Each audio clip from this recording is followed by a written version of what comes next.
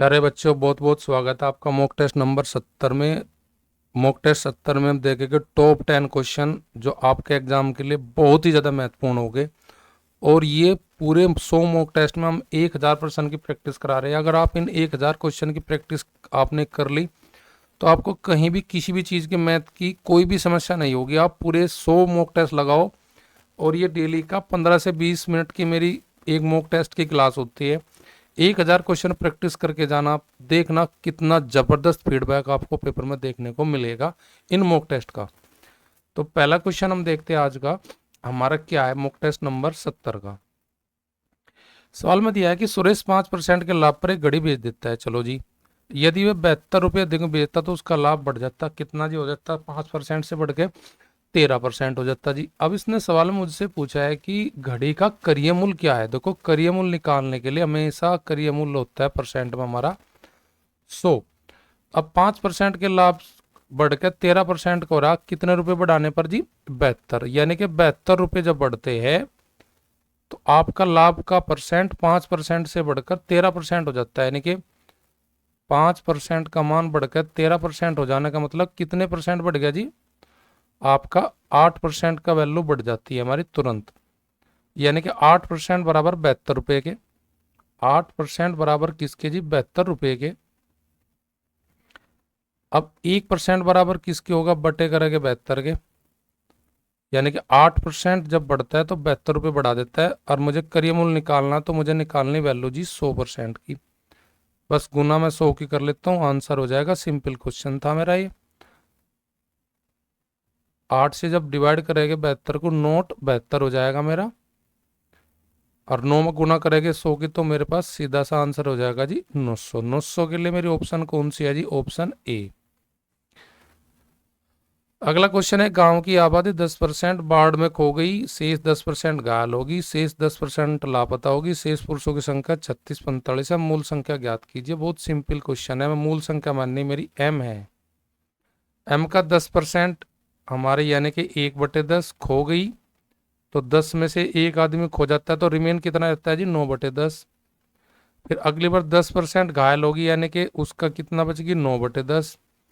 उसका 10% लापता होगी, तो यानी कि उसका भी 9/10 निकाल लो। यानी कि मैं मूल संख्या का अगर 3 बार गुना 9/10 की कर दूं तो इन द एंड मुझे वह संख्या पता लग जाएगी जो मैं सवाल में शेष दी गई है। कितनी? 3645। मुझे निकालनी मूल संख्या। तो मैं 10 की 3 बार गुना करूँ, यानी कि 10 का घन कितना हो जाएगा मेरे पास जी? 1000। और 9 का घन हो जाएगा जी 729। अगर मैं 729 तक भाग करूँ किसे? 3645 गुणा 1000 के गुणनफल को, तो मेरा m की वैल्यू आ जाएगी कि m का मान मेरा क्या होगा।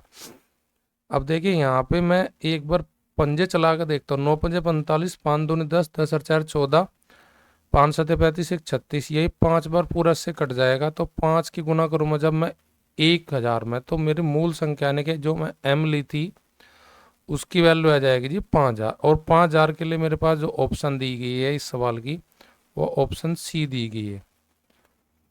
Next question, question number 3। Anees ने 15,000 रुपये की राशि 12% वार्षिक साधारण ब्याज पर दे दी। चलो जी, एक और राशि 15% के साधारण ब्याज पर दी और 2 साल की अवधि के लिए उधार ली। उसने कुल ब्याज के रूप में 9,000 रुपये का भुगतान किया, तो उसने पूछा कुल राशि कितनी उधार ली। देखिए, इसने एक जगह से ली थी कितनी जी? 15,000 रुपये। दूसरी जगह से कितना लिया वो मुझे निकालना है पहले। यहाँ से 15,000 रुपये कितना ब्याज भर रहा है जी? वो 12% ब्याज भरेगा। और जो दूसरी राशि ली यहाँ पे ब्याज भरेगा जी 15%। और दोनों पे ब्याज कितने समय तक भरेगा जी? 2 साल तक। तो यानी कि मेरे पास यहाँ मुझे पता नहीं कितना माना, मैं पी धन लिया था यहाँ पे। और इन दोनों से टोटल मुझे ब्याज भरना पड़ेगा जी 9,000। तो पहले मैं इसका देख लेता हूँ। 12 पर 2 वर्ष के लिए कितना ब्याज भरा होगा जी? 15,000 का 12 का डबल यानी कि 24%। 2 साल का ब्याज कितना बनेगा 15,000 का? 2 जीरो कट जाएगी, जीरो 24 पंजे 120, बच गए 12। 24 से कम 24, 24 और 12 3600 रुपये तो भरागा 15,000 के ब्याज पे ब्याज। अब 9,000 पे अगर 3600 रुपये भर दिए इसने पहले वाले पे, तो दूसरे पे कितना ब्याज भरा होगा जिसने?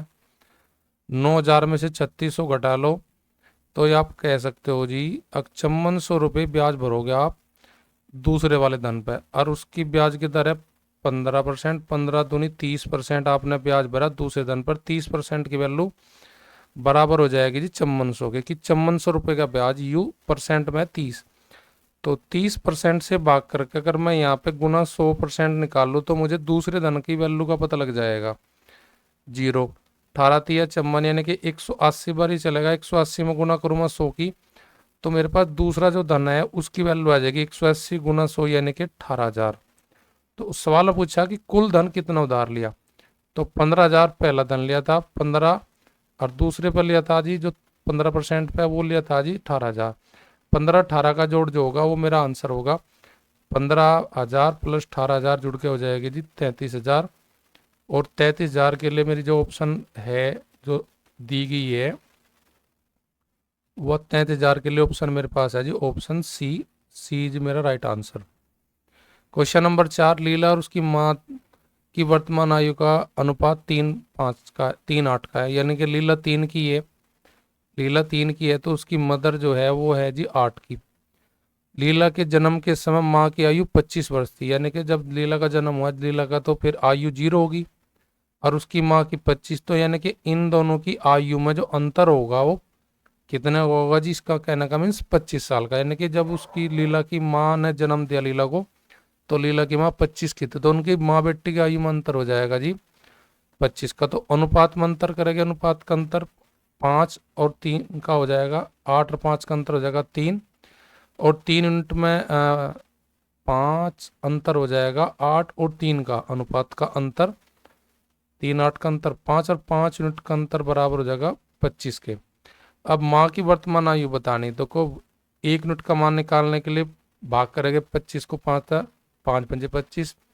अगर माँ की निकालनी माँ वाले अनुपात में गुना करेंगे तो 8 पंजे 40, तो माँ लीला की माँ की आयु है, लीला की वर्तमान आयु निकालनी होती तो फिर 5 तिया 15, यानी कि लीला 15 वर्ष की आज और उसकी माँ है कितने की जी 40 वर्ष की। तो माँ की आयु निकालनी तो 40 के लिए ऑप्शन मुझे दी है कौन सी, ऑप्शन ए। क्वेश्चन नंबर 5, प्रत्येक आम की कीमत 7 रुपये, प्रत्येक कीवी की कीमत 5 रुपये। तरुण ने इन फलों पर 38 रुपये खर्च किए, आमों की संख्या निकालनी जी। देखिए जी आमों की संख्या, आम 7 रुपये का अगर एक आम लेती तो 37 से कम 37 में से एक घटाते हम तो बचते 33, और 33 रुपये होती कीवी की, कीवी है एक कीवी 5 की, तो 33 5 को डिवाइड नहीं करता कंप्लीटली, तो कहना का मतलब आम एक नहीं लिया। अगर 2 लेते आम तो 7 दूनी 14, 14 घटता किस में से 38 में से, तो फिर बचता 24, और 24 को फिर 5 ने भाग करा था, तो दूसरी ऑप्शन भी मेरी राइट नहीं होगी। अगर मैं 3 में गुना करूँ 7 की, क्योंकि आम की कीमत 7 है तो 21 रुपये का, 21 और 38 का अंतर मेरे पास कितना आएगा जी 17, 17 भी नहीं कटेगा किससे 5 से, तो ऑप्शन सी भी मेरी राइट नहीं होने की। तो राइट आंसर हो जाएगा मेरा ऑप्शन डी। अगर तरुण ने 4 आम खरीदे तो उसकी कीमत लौटाई होगी जी 28। अब उसके बाद 10 रुपये बच गए, 10 रुपये में यानी कि वह फिर क्या खरीदे, कीवी, कीवी की कीमत, एक कीवी की कीमत है 5 रुपये, तो 2 कीवी की कीमत हो जाएगी 10, और 38 का योग जब आएगा जब 28 और 10 का जोड़ होगा, 28 10 का जोड़ बनता है ऑप्शन 4 से। क्वेश्चन नंबर 6 बहुत बेहतरीन क्वेश्चन है हमारा। ये गुणनखंडों में मैं एचसीएफ निकालना, गुणनखंडों में एचसीएफ निकालने के लिए सबसे पहले हम इसको इनके फैक्टर करते हैं। देखो जी हमें x square plus 3x minus का 4x, x square plus 5x plus 4 का महत्तम निकालना। तो देखो ऐसी कोई दो संख्या लो जिनका जोड़ 3 और गुणनफल 4 हो, तो हम कह सकते हैं अभी 4 के साथ अगर गुना माइनस के 1 की कर दे तो उनका गुणनफल 4 हो जाएगा और जोड़ हो जाएगा 3। तो यहाँ पे हम क्या कहेंगे जी पहले वाले गुणनखंड से एक्स स्क्वायर प्लस का 4x और जी माइनस का x और माइनस का 4। अब इसे सोल्व करेंगे, x कॉमन लेकर ये हो जाएगा x प्लस का 4 और माइनस का 1 यहाँ कॉमन ले लेंगे तो ये हो जाएगा x प्लस 4।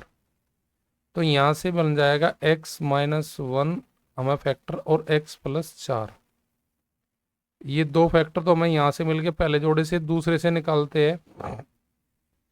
यहाँ पे दो संख्या का जोड़ 5 आना चाहिए, गुणनफल 4 आना चाहिए, तो यहाँ पे दोनों प्लस की वैल्यू ले लगे, प्लस का 4 और प्लस का 1, दोनों का गुना करेंगे 4 और जोड़ 5, अर्थात एक्स स्क्वायर प्लस का 4x प्लस का x और जी प्लस का 4। x कॉमन ले लगे तो यहाँ पे बच जाएगा x प्लस 4, और यहाँ पे प्लस का 1 ले लगे तो यहाँ हो जाएगा x प्लस 4। अब यहाँ पे पेयर बनेंगे हमारे पास x प्लस 1 का और जी x प्लस 4 का। अब इन दोनों में कौन से दो पे यहाँ पे फैक्टर हमारे पास x माइनस 1 x प्लस 4 और यहाँ x प्लस 1 और x प्लस 4, तो कौन सा कॉमन है इन दोनों में? इन दोनों में जो कॉमन है वो कॉमन आपका x प्लस 4 है। तो कॉमन जो पेयर फैक्टर है वही हमारा क्या हो जाएगा, जिसमें एलसीएम हो जाएगा। एलसीएम के लिए मेरा ऑप्शन x प्लस 4 की जो दी गई है वो दी गई है जी ऑप्शन मुझे बी, तो मेरा राइट आंसर हो जाएगा ऑप्शन बी। क्वेश्चन नंबर 7, दो रेलगाड़ियां विपरीत दिशा में जा रही है, उनकी चाल 60-90, उनकी लंबाई 1.10 किलोमीटर और 0.9 किलोमीटर, धीमी गति की रेलगाड़ी को तेज गेंदबाजी कितने समय पार करेगी? देखो 1 किलोमीटर में पहले देखते हैं हम कितने मीटर होते हैं जी। 1 किलोमीटर में होते हैं जी 1000 मीटर। तो ये हमारी पहली रेलगाड़ी जो है उसकी तो लंबाई हो जाएगी जी, जब गुना करेंगे 1000 की इसमें तो 1100 मीटर।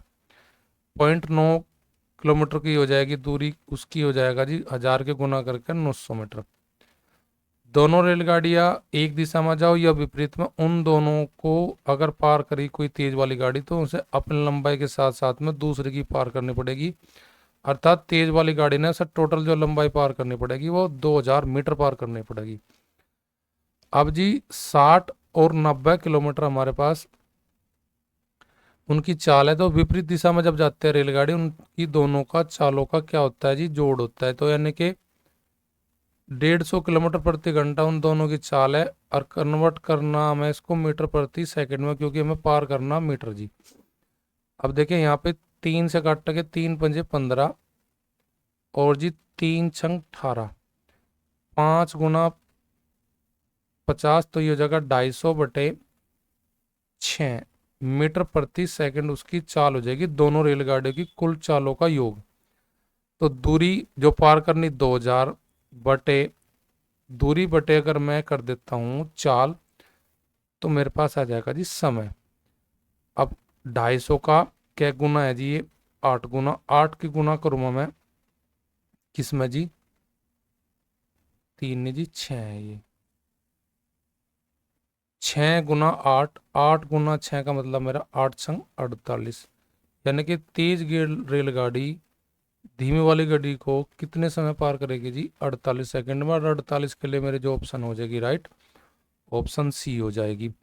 जब दो रेलगाड़ियां विपरीत दिशा में जाते हैं उनकी चाल जोड़ते हैं, लंबाई भी जोड़ते हैं। जब एक दिशा में जाते हैं लंबाई तो जुड़ती है हमेशा, एक दिशा में जाओ या विपरीत में, पर लेकिन चाल एक दिशा में चलने पर घटते हैं, विपरीत दिशा में जाने पर जुड़ती है। क्वेश्चन नंबर 8, 4 अंकों की बड़ी से बड़ी संख्या ज्ञात कीजिए। 10, 15, 21, 24 से भाग देने पर 4, 9, 15, 18 शेष बचे। एक बार इन सवालों को निकालने का तरीका क्या होता है, देखो जी ये भाजक है और इन भाजकों के शेष है, इनका अगर हम अंतर ले 6, 6 सभी में 6 का अंतर हमें नजर आ रहा है, सभी का अगर भाजक और शेषफल का अंतर देखें सभी में 6 का अंतर हमें नजर आ रहा। कंडीशन टिक की है 4 अंकों की होनी चाहिए वह संख्या, और ये भी कंडीशन है 4 अंकों में बड़ी से बड़ी होनी चाहिए। तो सवाल को बनाने के लिए हम क्या करते हैं, पहले भाजक का एलसीएम लेकर, एलसीएम लेने के बाद 6 हम घटाते हैं, और फिर उसके बाद 4 अंकों की बड़ी से बड़ी संख्या यानी कि 4 9 रखने के बाद 9999 को भाग करेंगे, एलसीएम में से 6 घटाने के बाद जो संख्या प्राप्त होगी। अब इतना बड़ा हम सोल्व नहीं करेंगे सवाल को, जल्दी बना देंगे हम ऑप्शन से। देखिए 10 से वह संख्या भाग पूरी हो जाएगी जिसके पीछे 0, तो यानी कि ऑप्शन सी, तो में से अगर 10 से भाग करूँगा 4 नहीं बचेगा। अब यहाँ पे अगर मैं भाग करूँगा 92 में 40 को 10 से, तो यहाँ पे 6 बच सकता है, 4 नहीं बचेगा, तो ऑप्शन बी सी तो मेरी कट गई।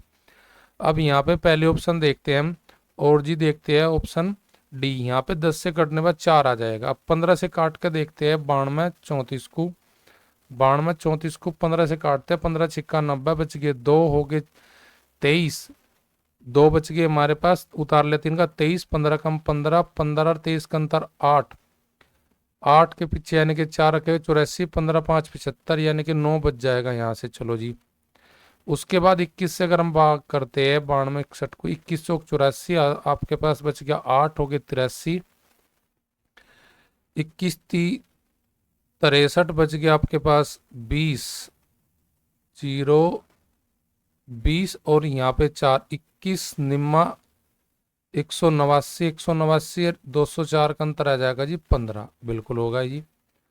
अब 18 शेष बचना चाहिए 24 से, तो 24 से भी डिवाइड करके देख लेते हैं 92 34 को, तो फिर हमारा कंफर्म हो जाएगा। 24 थी 72 बच गए, कितने मेरे पास 20 हो गए 203, 3 उतार गए 24 का 24 8 192, मेरे पास बचे कितने 8 1 11, फिर उतार लेता हूँ 4, 24 चौका 96, 96 और 114 का जो अंतर आएगा वो 18 ही आएगा। तो राइट आंसर मेरी ऑप्शन ए हो जाएगी। क्वेश्चन नंबर 9, सुरिंदर नरिंदर महिंदर के बीच 55,000 रुपए की राशि इस प्रकार विभाजित की जाती है कि नरिंदर का हिस्सा सुरिंदर और महिंदर के कुल हिस्से का 3/8 है। यानी कि नरिंदर का अगर 3 है तो सुरिंदर और महिंदर इन दोनों का हिस्सा है जी कितना जी 8। अब ये कह रहा जी सवाल में नरिंदर का हिस्सा, तो 3 हिस्से नरिंदर के हिस्से में है और 8 है सुरिंदर और महिंदर के, तो 3 और 8 का जोड़ हो जाएगा जी 11, टोटल 11 हिस्से में 55,000 रुपये लगाए गए हैं। तो एक हिस्से का जो मेरा मान होगा वो होगा जी 5,000 रुपये। 5,000 के गुना अगर मैं नरिंदर के अनुपात में कर देता हूँ तो मेरा नरिंदर का धन आ जाएगा कितना 15,000। 15,000 के लिए मेरा ऑप्शन है जी ऑप्शन बी। क्वेश्चन नंबर 10 और लास्ट, एक उद्योग में श्रमिकों का औसत वेतन, सभी का श्रमिकों का यानी कि जितने भी वहाँ श्रमिक है, तकनीशियन प्लस गैर तकनीशियन, उन सब का औसत 200 रुपये है। 150 तकनीशियन का औसत 400 रुपये है और गैर तकनीशियन का 125। श्रमिकों कुल संख्या, तो यहाँ पे एलिगेशन लगा लेंगे, जो सभी का औसत है उसे बीच में रखो। तकनीशियन का जो है, कितने तकनीशियन है हमारे पास 150, उनका तकनीशियन का जो मेरा औसत है वो 400 है, उसको यहाँ रखेंगे। अन्य जो अदर है, अदर जो है मेरे वे, उनका औसत वेतन जो दिया गया है वो दिया गया 125। अदर की मुझे संख्या निकालने बाद फिर 1.5 से मैं अगर मैं जोड़ दूँ तकनीशियन में तो मुझे टोटल संख्या पता लग जाएगी वहाँ पे कितनी है। तो 400 और 200 का अंतर जी आपका 200 हो जाएगा, 200 125 और 200 का अंतर हो जाएगा जी 75। 75 200 में अनुपात कितने का होगा जी 25 थी 75 और 25 अट्ठे 200। अब 3 का मान यहाँ पे दिया है 150, अगर 150 को मैं 3 से भाग कर लूँ तो मुझे 1 यूनिट का मान पता लग जाए। 1 यूनिट का मान मेरे पास 50, 50 की गुना मैं इधर कर दूँ अदर में वाले अनुपात में, तो अदर जो टोटल संख्या आ जाएगी वो आ जाएगी जी अदर की कितने टोटल श्रमिक है जी वहाँ पे 400। मुझे कुल बताना, तो 150 प्लस 400, 150 पहले तकनीशियन है, अदर मेरे पास 400 है, तो टोटल कर्मचारी हो जाएगी 400 प्लस 150 यानी कि 550। 550 के लिए मेरे पास ऑप्शन कौन सी दी गई है जी ऑप्शन डी दी गई है। डी मेरा राइट आंसर हो जाएगा।